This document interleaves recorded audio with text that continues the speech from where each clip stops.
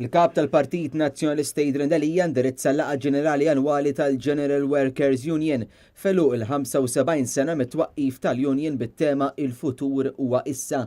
Minkejja li l-ekonomija tikber brata maġla, Idren Delija tkellem dwar kif qed jikber id-distak bejn is-sinjur u l-fqir. Għandna sitwazzjonijiet lampanti fejn hemm każijiet ta' prekarjat, dan mhux tollerabbli, għandna sitwazzjonijiet fejn hemm diskrepanzi bejn ħaddiema li huma kbar u allura importanti li l-partit jaħdem ma' din il-union ma' unions oħrajn biex nippruvaw għax għandna l-ikbar interess aħna wkoll tal-ħaddiema tal-kondizzjonijiet tagħhom kemm fuq il-postijiet ta' xogħol imma wkoll għall-ħin tal-mistrieħ illi xirqilhom u allura looking forward li naħdmu fil-qrib għal daw kollha li rappreżentaw il-ħaddiema fl-aqwa interess eventwalment tal-ħaddiema u tal-familji tagħhom infushom. Jidher li l-unika soluzzjoni tal-Prim Ministru Joseph Muscat tal-ħaddiema Maltin imsieħba fil-General Workers Union biex isibu aktar ħin għall-familja kienet il-ġurnata miżjuta mal-lif tal-festi li jaqgħu fit-tmiem il-ġimgħa.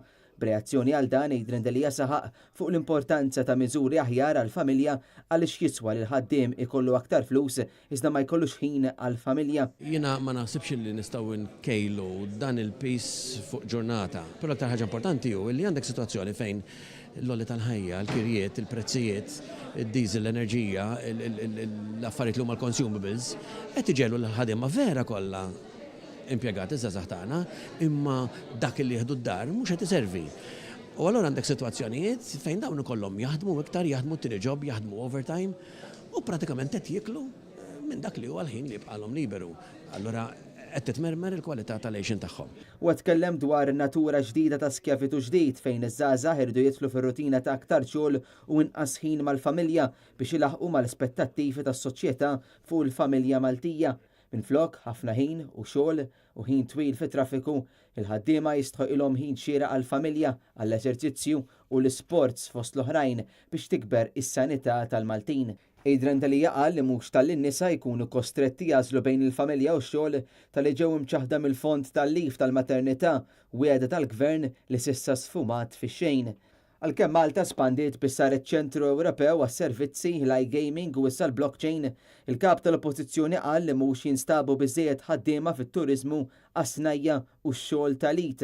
Għalkemm l-ekonomija kibret b'10% f'dawn l-aħħar 10 snin, il-pagi baqgħu l-istess u għalhekk il-problemi ta' faqar fil-familji miżerjament żdiedu b'10%, għalhekk huwa imperattiv li l-ekonomija tkun għas-servizz tal-Maltin f'soċjetà li jimpurta.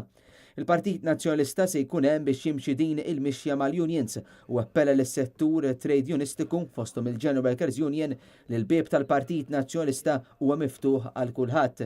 Segretarju Ġenerali tal-Union Joseph Buġejja għalaq din is-sezzjoni b'tislima l-fundaturi tal-Union imexxija minn Reġi Miller li nibtu l-idea li jiġbru l-ħaddiema kollha faqda waħda.